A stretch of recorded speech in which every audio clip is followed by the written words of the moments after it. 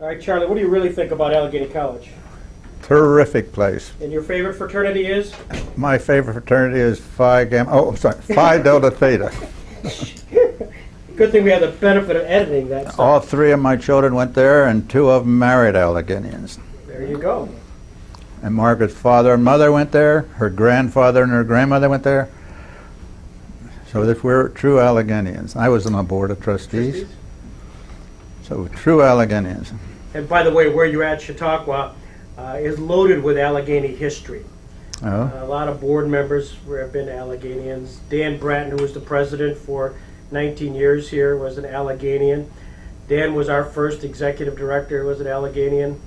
It goes on. We digress. Okay, well that's just between you and me. Where were you born? Greensburg, Pennsylvania. It's a suburb of Pittsburgh. Now, was high school you did there? No, I moved to Jeannette when I was 10 years old and went to Jeannette High School. Mm-hmm. Then from there?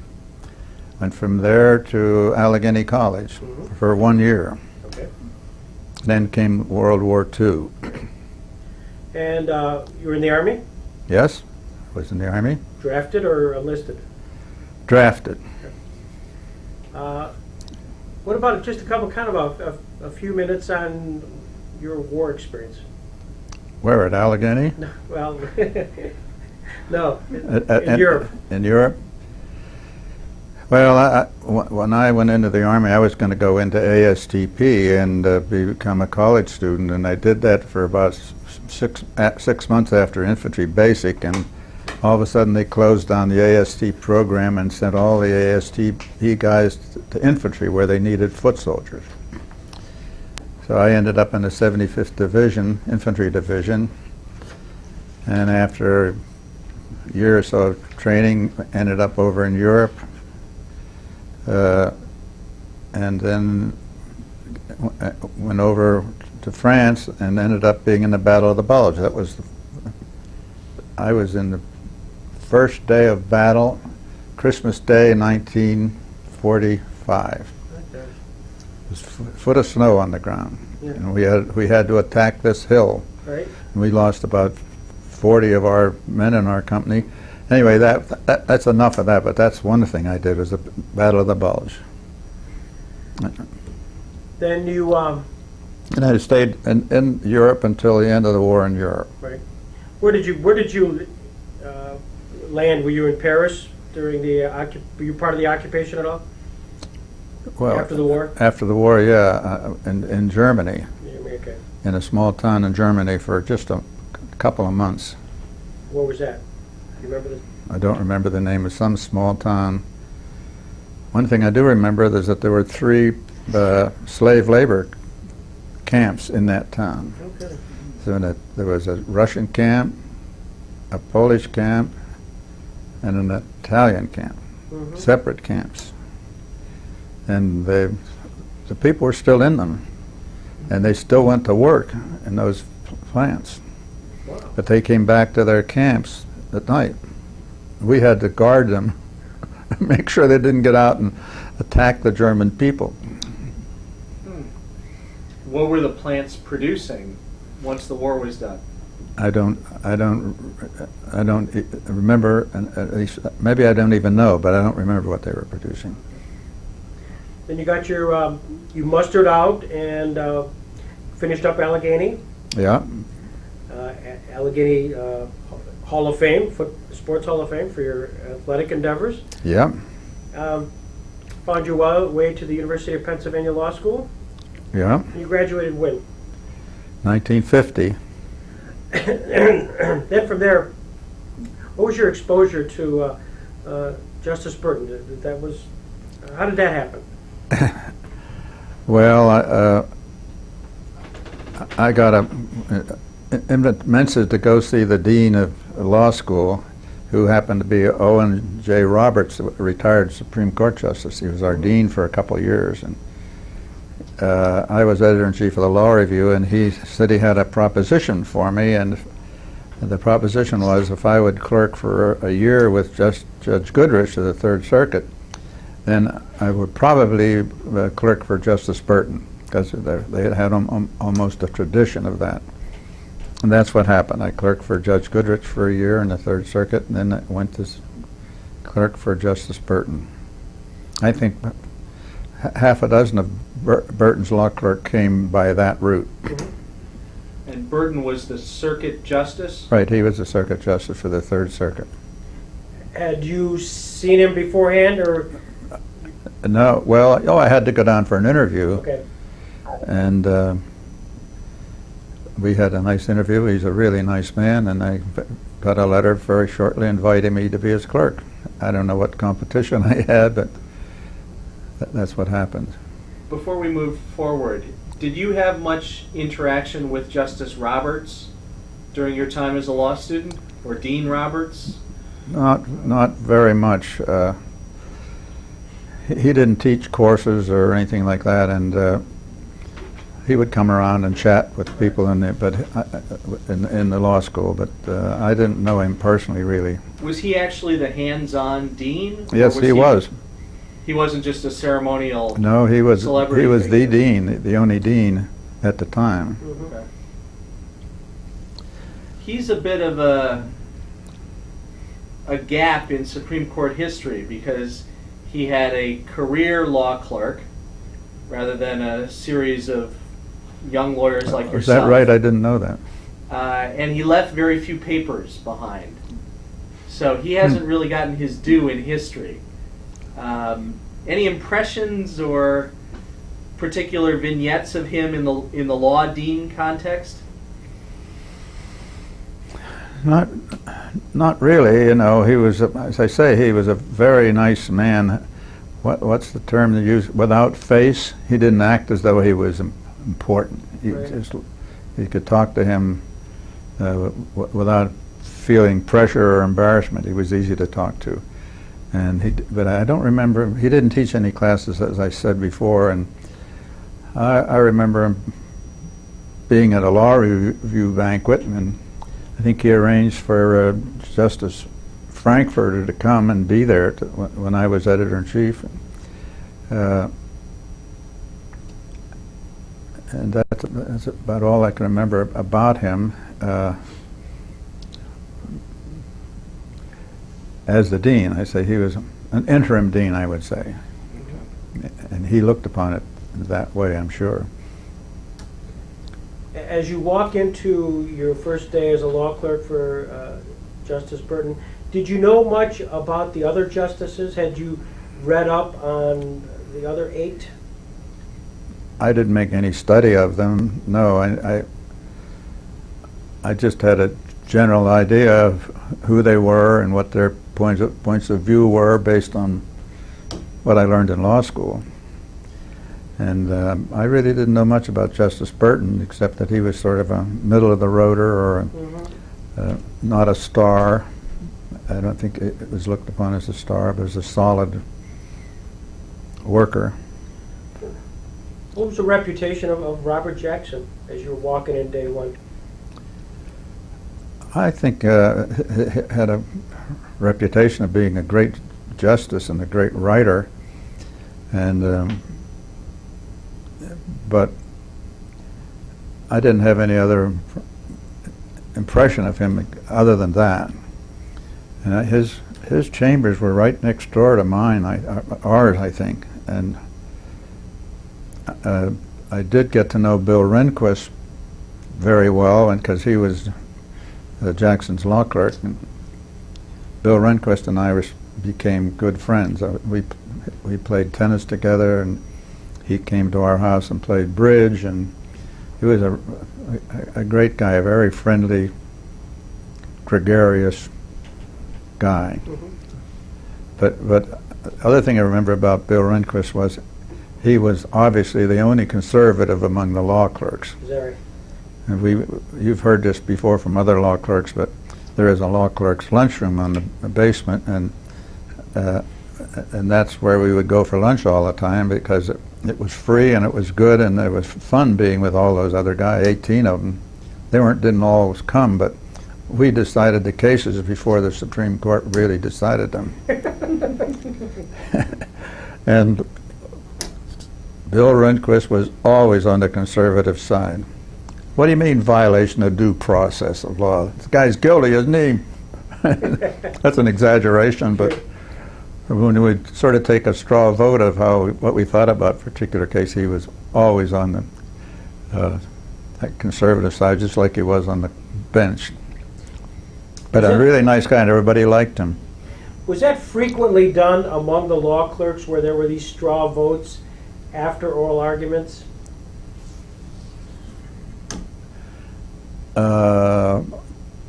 I don't remember whether it was after oral argument or before. Yeah. It might have been when we were writing bench memos or whenever somebody wanted to talk about a case. He wrote, Chief Justice Rehnquist wrote once that the law clerks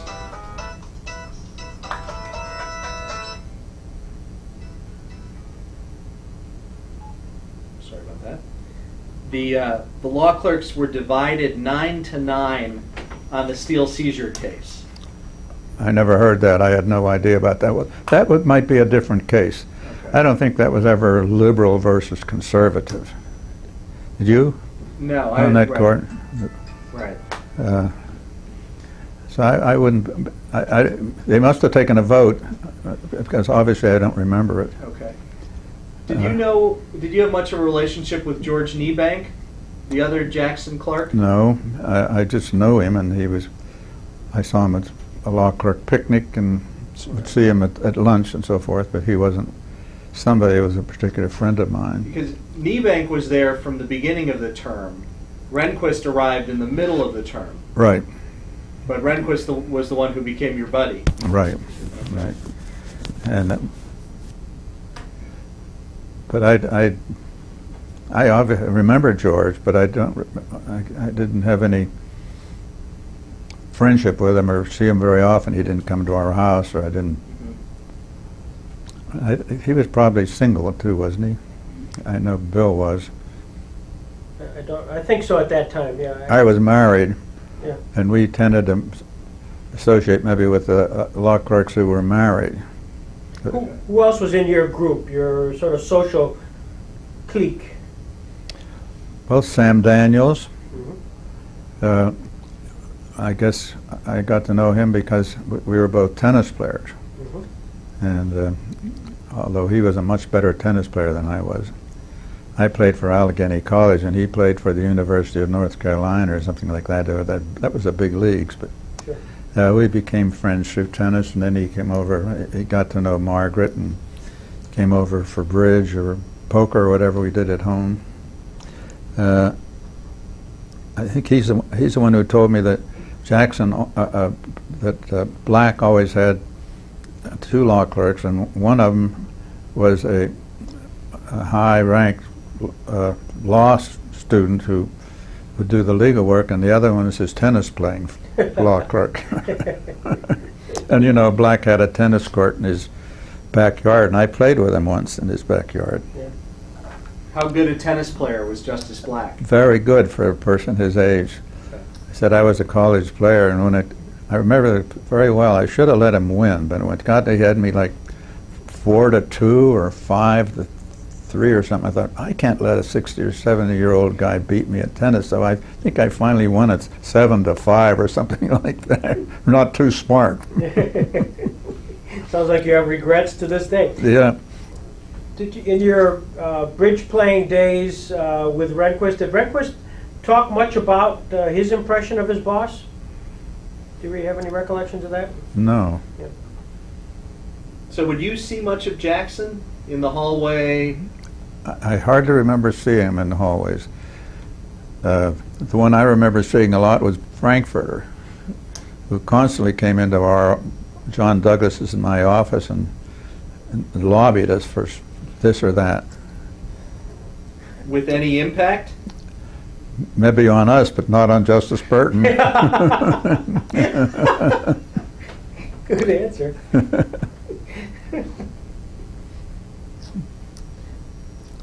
How were things divided between you and John Douglas as law clerks?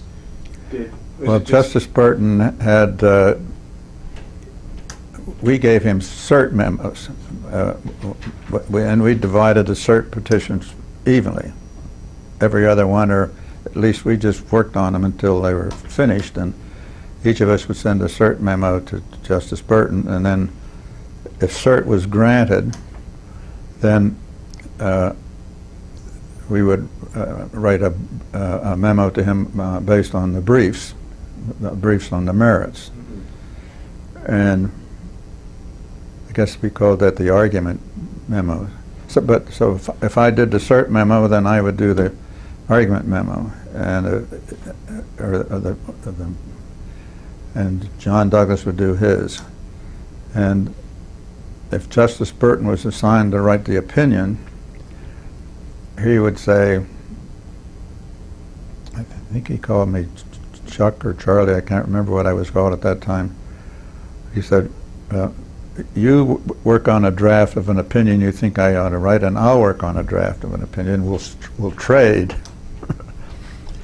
And he would sit in his chambers and write his opinion out on the yellow foolscap like you have in your hand there. And then I think it would be typed up then by Secretary Tess Cheatham, and I would type mine up and send it to him. But I can't remember one single sentence that I ever wrote in one of my opinions that showed up in one of his opinions. I think he probably had pride about not copying anything from his law clerks, and he didn't submit his final draft of his opinion to me for review or comment that I can recall. How many justices did the work that way?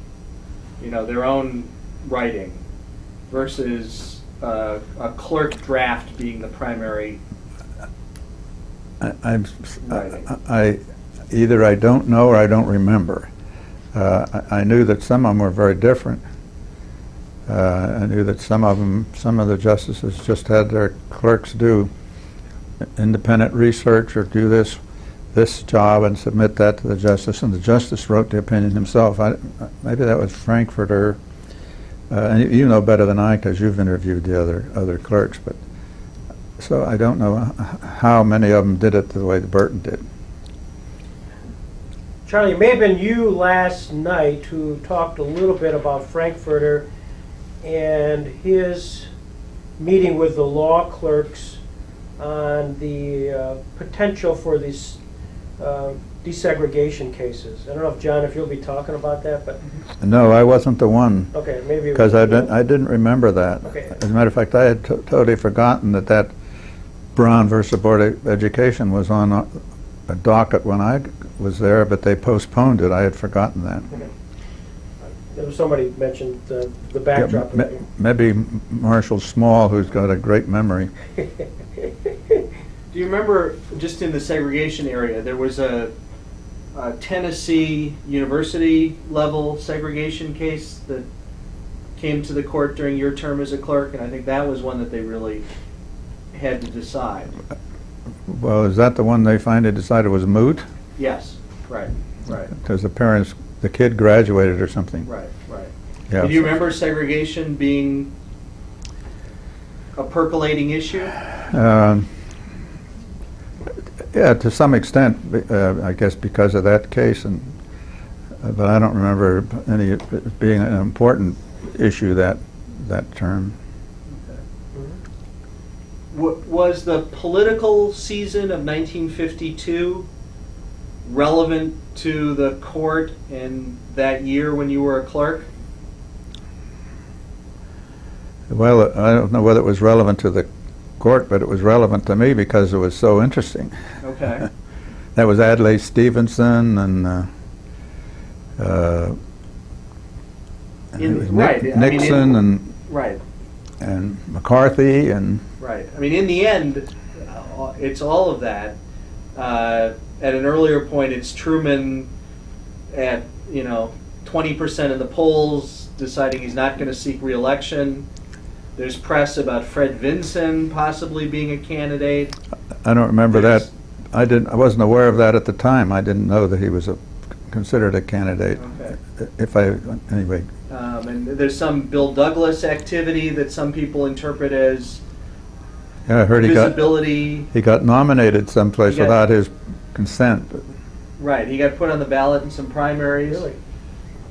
Yeah. But you don't remember that? No, I don't remember that being discussed at length in the court among the clerks. Did Justice Burton still have some Senator Burton in him? Was he a guy who followed political Washington? And I don't know. I didn't have discussions with him about that. I did know that he and Harry Truman were great friends, and Truman appointed him. But I don't remember.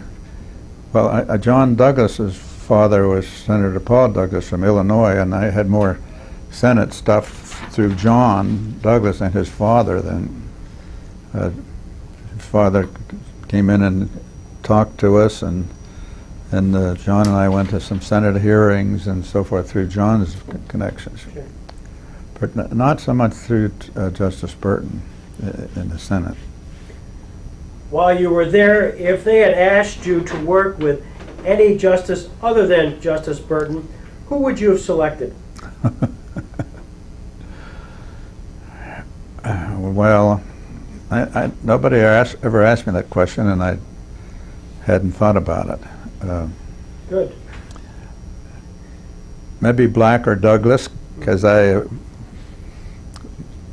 their opinion was more consistent with my opinion on those civil rights cases and things like that. But then I decided I wouldn't want to work for Douglas because he was such a hard taskmaster, and he was not friendly to the law clerks and so forth, like the other justices were. Mm-hmm. But I have to give that more thought. Black was such a kindly man, and not Frankfurter. Why? Well, I thought it would be much harder to be a law clerk for him. I don't know for sure, but all those lengthy appendices of his, and he always had a lengthy opinion. Always seemed to have a lengthy opinion, either as a concurring opinion or a majority opinion or a dissent. And I thought that always meant a lot more work for the law clerks. But Yeah.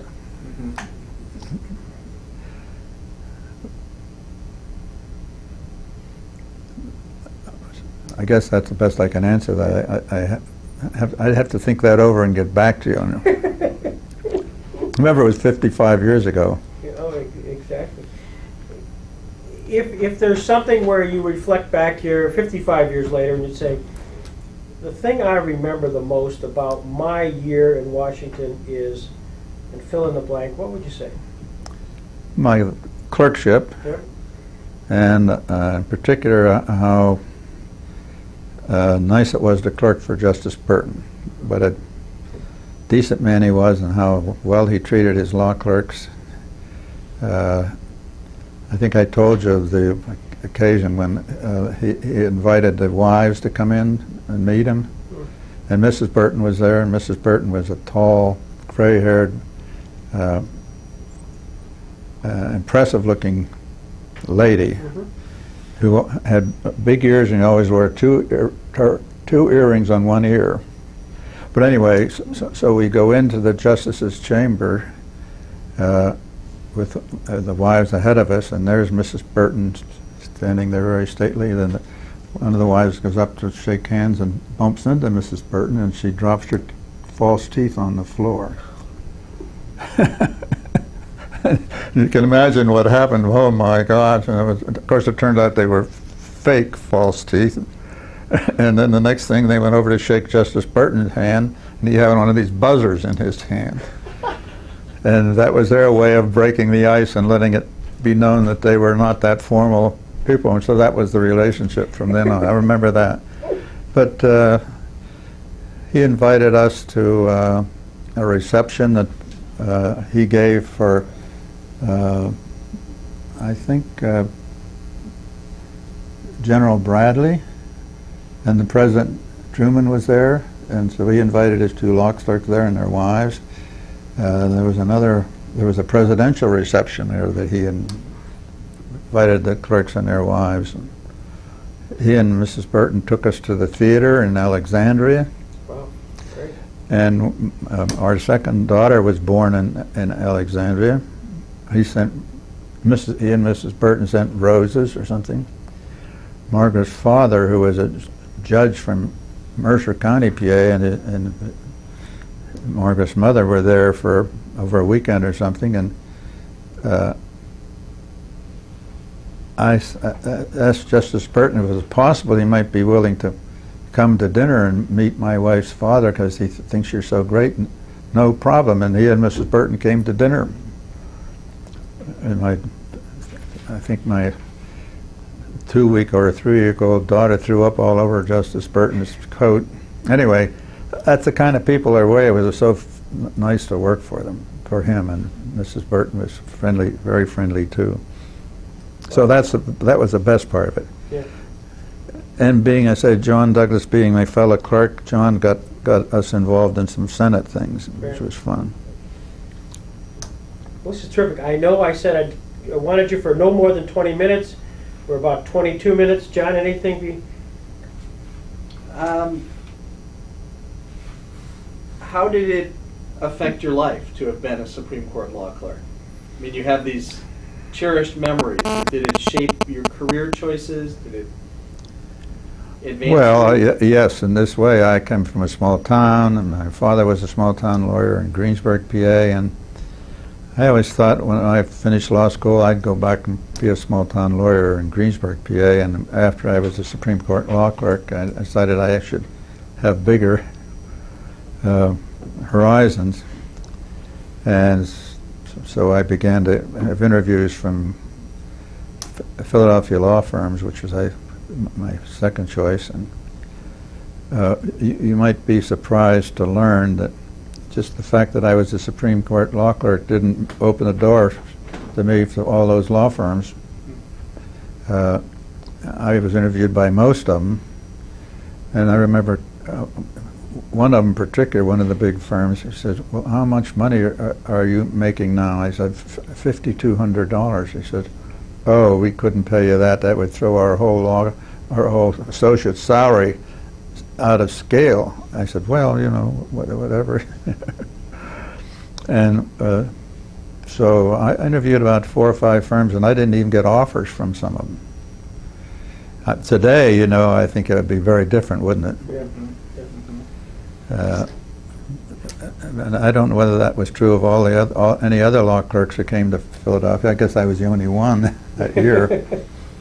But I think to some extent it was true, because there were other law clerks for Burton who went back to practice in Philadelphia, and they didn't go to big firms. Mm-hmm. Did you, in Philadelphia... And by the way, the other thing I wanted to say is I figured that, you know, I was a Supreme Court law clerk, and that's great background, and I'll be handling important cases, and particularly appellate work, and I may be arguing cases before the Supreme Court in a few years. First thing they assigned me to do was to help Jim Layden try yellow cab accident cases, which is what I did for about 5 years. I liked doing it, and I ended up being a trial lawyer, and I liked it. Mm-hmm. I ended up with bigger cases as I got a little older. Sure. Can we violate the time limit a little bit? Sure, oh, absolutely. The Philadelphia Communists. Could you tell us about that case? Yeah, that's a good story for Philadelphia, I think. That case came up for trial not too long after the New York communist case, the Dennis case, and not too long after the lawyers all got held guilty of contempt and thrown in jail, including one Philadelphia lawyer who was really a highly regarded, straight criminal lawyer in Philadelphia. But anyway, the Philadelphia communist case came up, and the communists, they were all admitted communists, card-carrying officers of the Philadelphia Party, and they came and interviewed a number of, well, first of all, they came to interview Bernie Siegel, who was head of our firm, and some other big firms, and said, we want a lawyer to represent us, we don't want a public defender, and we can't get any private lawyer to do it. And so Bernie Siegel, who you probably know later became president of the ABA and so forth, got in touch with some of the heads of the other big firms in Philadelphia and said, we can't let this happen in Philadelphia, the cradle of liberty. And so they got together and asked Tom McBride, who was probably the leading criminal defense lawyer in Philadelphia, no doubt he was. And they asked him if he would do it, if they would provide him with help. He said, I'll do it, but the son of bitches are going to pay me. And they're going to pay me a real fee. And so Bernie Siegel and the other heads of the law firms, I thought that was a good idea, and they each agreed to volunteer a lawyer from their office. And so we had a meeting of the office meeting, which we had every week, and Bernie Siegel said, we have agreed to supply a young lawyer from the firm to help Tom McBride try the communist case. Is anybody interested in that? I put my hand up immediately. I thought that would be great, particularly after the Sacker case, and so that's how I got to do it. And then the other 5 or 6 young lawyers were all super guys. They all ended up being much more successful than I did. Well, keep going with the story. It became a question of protecting you too, not just the clients, yeah. right? Well, the heads of the law firms, including particularly Bernie, who had been chancellor of the Philadelphia Bar, said we want to do everything we can to protect these young lawyers in view of what happened up in New York and so forth. And so they got the court to appoint us, got Judge Gainey, who was a trial judge, and to appoint each of us as counsel to represent these defendants, and then he thanked us for doing it, and then I think maybe we got a letter from Judge Gainey thanking us for doing it and so forth. And so and there were no problems during the trial between us and the judge. Yeah. I mean, we were not contemptuous of the judge, and we didn't need to be. But it was a great experience. It took about 6 months, and 3 or 4 days a week I was down there in the district court watching Tom McBride and Joe Lord, and who later became chief judge of the Third Circuit, no, the district court, try that case. Who else was on the team? I was about to ask. Joe Lord is one. Well, let me see now. I should have prepared for this one. Remember, 55 years. Joe Du Bois, Montgomery McCracken, Henry Sawyer of Drinker.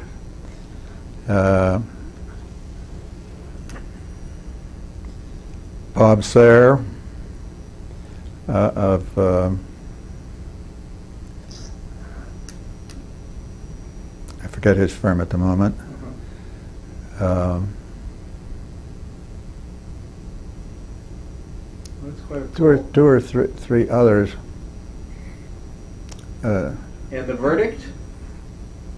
And the verdict, how do you think it came out? Well, I think I know. Guilty on all counts. And of course we promptly filed an appeal, and I think about a year or two later the conviction was reversed. And this is the time when the I don't know whether it was the Supreme Court or the Courts of Appeals began to throw out those Smith Act cases, and so our guys didn't go to jail. One sequel to that, I attended a function put on by the Philadelphia Bar Association, just a major committee meeting or something, but it was televised, I think, of the lawyers who had represented the defendants in that Smith Act case. And Sherman Labowitz showed up to be part of the panel. He was one of the defendants. Really? And he was one of the best members of the panel. He had become a stockbroker, but he was treasurer of the party back in the time of the trial. Oh, interesting. That's super. Did your path in Philadelphia ever cross with Jim Marsh? Absolutely. Jim and his wife were friends of us, and he came and introduced himself to me as soon as I came to Philadelphia and told me he was the former law clerk, and I didn't know it. He clerked for Judge Jackson, didn't Right. he? For 2 terms, 47 and 48. Yeah. And he was in one of the smaller law firms, LeBrum firm, right. I think. Right. And he was from northwestern Pennsylvania, originally. Yes, he was. I think he was. I forget the name of the small town where he came from, but he was up near Margaret's home in Sharon. Okay. And he was a nice guy, but he never became a great big success as a lawyer in Philadelphia. Good lawyer, but and I think he's still alive. He just passed away last year. Oh, I'm Just sorry to passed hear away, it. yeah. Sorry to hear it. And his wife just passed away also. No, Um, too bad. I mean, it's time, I guess. he, obviously, having been a Jackson clerk, was part of inviting Jackson to speak to the Philadelphia bar a couple different times. Do you ever remember attending any of those? No, I don't. Okay, I know Did he one- speak? Yeah, one was a huge event at the Academy of Music, but it actually may have been while you were a law clerk. It may have been spring of '52. I invited a Supreme Court justice to speak when I was chairman of